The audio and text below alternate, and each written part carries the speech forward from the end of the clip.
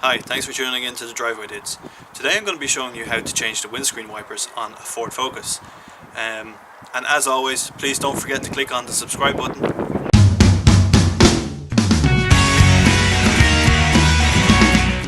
To change the window wipers on a Ford Focus is really quite simple. So don't be afraid to tackle this yourself, even if you're brand new to working on your cars. It's literally lift up the wiper. We'll see here, and it just slides right off. That's it. And to put back on is reverse. So you match up the hole, slide it on, and that's as simple as that. The back isn't much more complicated.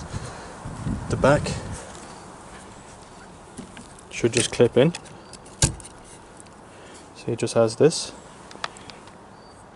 and it just clips in. Like this would be as if you're buying it as one unit. Perfect. Ignore that. Alright, thanks very much for watching. Have a great day.